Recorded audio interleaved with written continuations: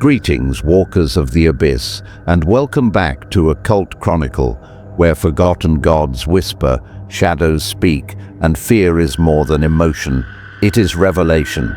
Today we dive into the darkest layers of fiction to confront entities so terrifying, so conceptually alien, they force us to question the limits of imagination, morality, and even time itself. These aren't just monsters. They're reflections of cosmic indifference, divine cruelty, and the fragile boundary between sanity and despair. We begin with the Shrike, the metal-clad god of agony from Dan Simmons' Hyperion Cantos, a creature that embodies pain not as consequence but as divine purpose. Towering over 3 meters tall, its form is a constantly shifting sculpture of liquid metal, adorned with countless blades, spikes, and scythe-like appendages, turning its body into a walking altar of torment. But what truly sets it apart is not its appearance, it is its dominion over time. The Shrike does not move, it vanishes and reappears, teleporting through non-linear time with a blink, rendering all attempts at escape meaningless. Time bends around it like a predator playing with prey, slowing every heartbeat, stretching every second as it approaches its victim with cold inevitability. For those it does not immediately slaughter, there is a fate far worse: impalement upon the Tree of Pain, a colossal metallic tree that towers hundreds of meters into the sky, adorned with the agonized bodies of the damned, each one skewered and frozen in a moment of eternal suffering. Trapped in looping seconds, they remain alive, aware, and in agony as the Shrike silently watches, neither cruel nor merciful, simply present, as if ordained by a universe that has forgotten kindness. The creature's mythos is so deeply ingrained into the psyche of Hyperion's people that a cult has formed around it, the Church of the Final Atonement, whose pilgrims journey to the time tombs in prime-numbered groups, believing that the Shrike will grant one of them a wish while dooming the others to torment beyond comprehension. But the Shrike is not the only terror born of fiction's deepest shadows. In the multiverse of One Punch Man, horror takes a different form, a grotesque, amorphous nightmare named Melzargard, a general of the dark matter thieves. Melzargard is not a singular creature, but a hive of regenerating segments, a chaotic, ever-shifting mass of limbs, teeth, eyes, and bone that adapts to every form of attack. Sever a head and 2 more take its place. Crush a body, and it flows back into form, stronger, more monstrous, its marble-like cores buried deep within layers of pulsating tissue and armor. Each segment is a thinking, analyzing entity, linked to a cold, calculating collective mind. Melzargard learns from pain, thrives in battle, and redesigns itself in real time to crush any who resist it. Distance is met with projectiles, close range is met with blades and hammers formed from living flesh.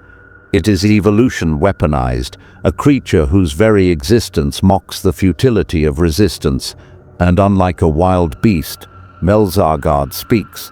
It taunts, it observes, it understands your fear, and feeds on it. This synthesis of intelligence and grotesque power creates a new dimension of horror, not just a monster to fight, but a strategist who enjoys the inevitability of your failure. Yet even Melzargard pales before the horror of a god that once wore a hero's mask. Enter the Batman who laughs, a fusion of Batman's intellect and Joker's madness, born in the corrupted timeline of Earth 22 in the DC Dark Multiverse. His tale begins with tragedy and ends in absolute collapse. When Batman finally breaks his one rule and kills the Joker, the villain's final trap is sprung, a toxin released from his corpse that slowly transforms Bruce Wayne into a monster. At first, he hides it, assures the Bat family that he is still in control, but soon the laughter begins.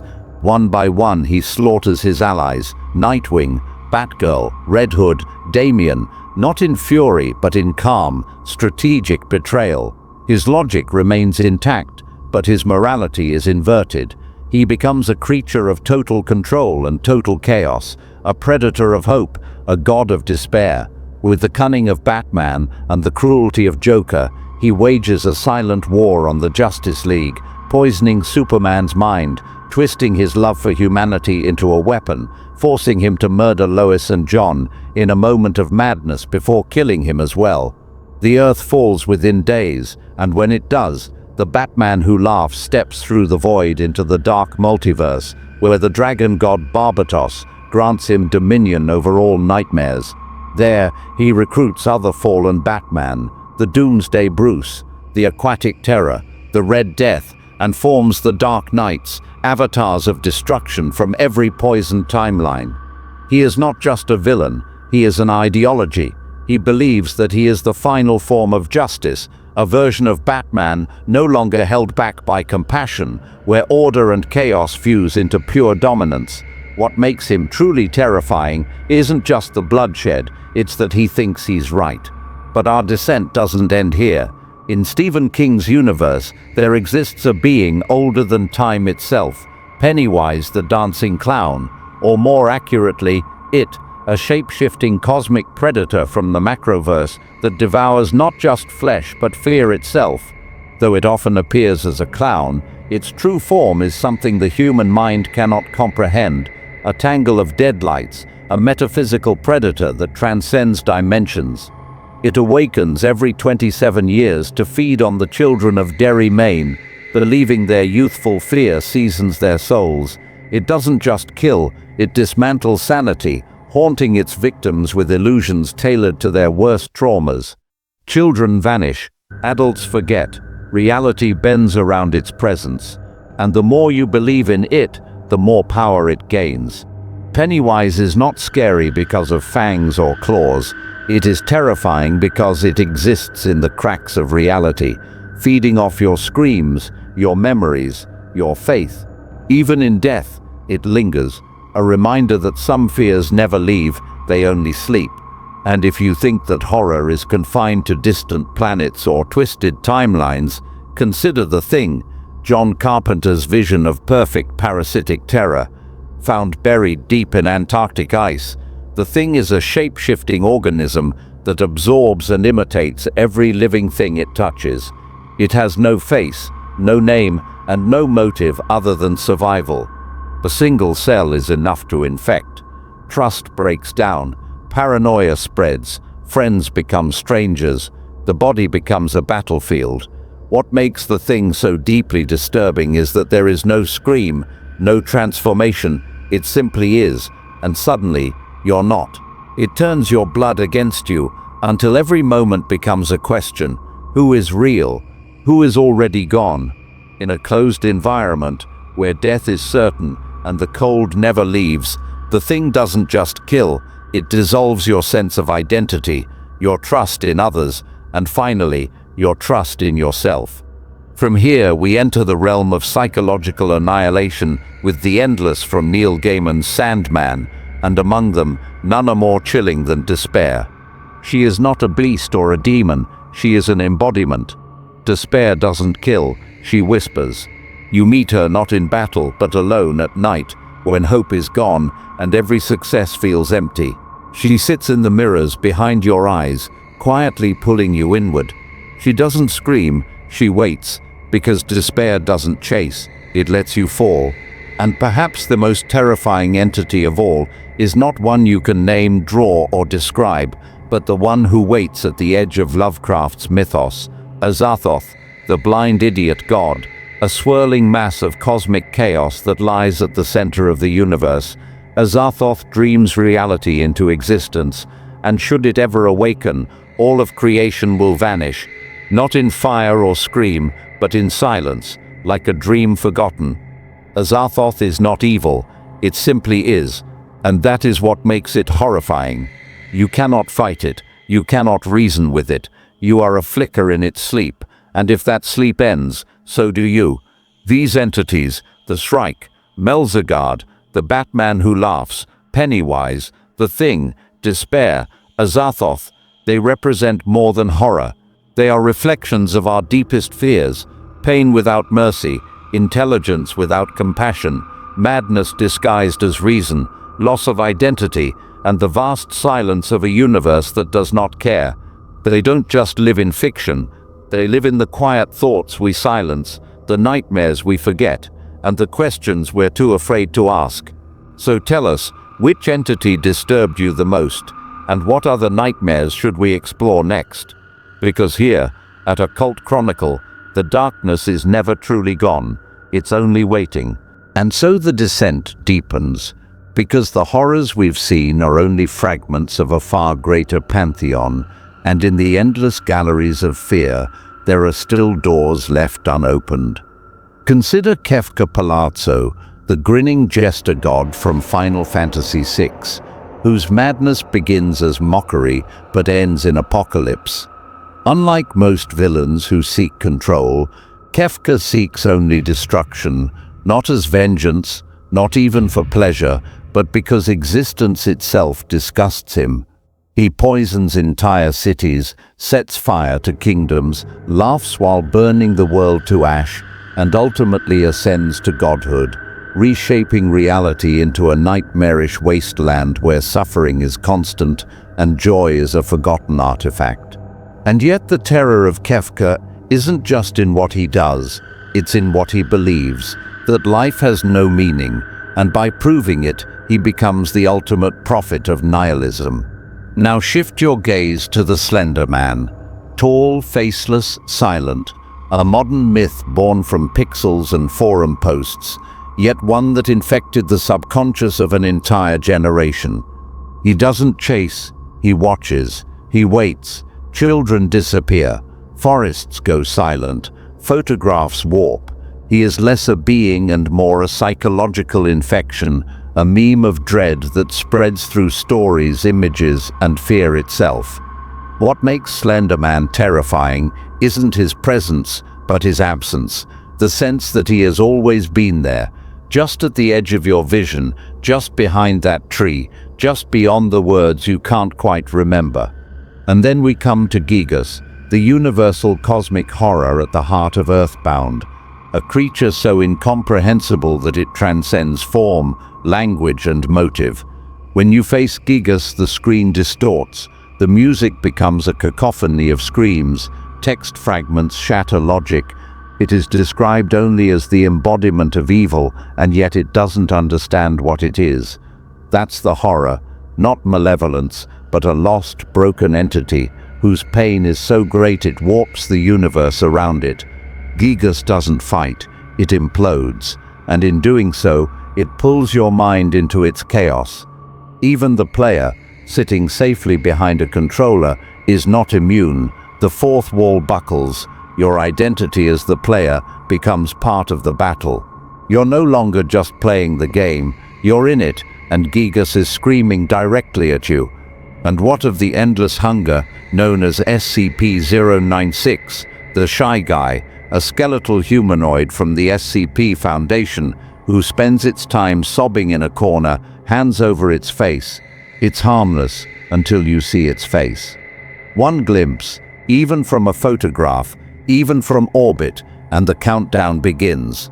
SCP-096 will rise, it will scream, and it will run. No wall will stop it, no force can contain it. It will tear through mountains, oceans, and steel, howling in sorrow and rage until you are dead, and then it will weep again. Not out of satisfaction, but despair, as if it never wanted to kill, but had no choice. That's what makes it monstrous. Not the violence, but the tragedy, the inevitability. Now dare to imagine the beast from over the garden wall, a softly spoken entity cloaked in shadow and antlers, whispering through the dark woods as it feeds on the despair of lost souls. His goal is simple, to extinguish your hope so completely that you willingly surrender your soul. He doesn't force you, he guides you, gently, until you accept that the flame of your spirit isn't worth preserving.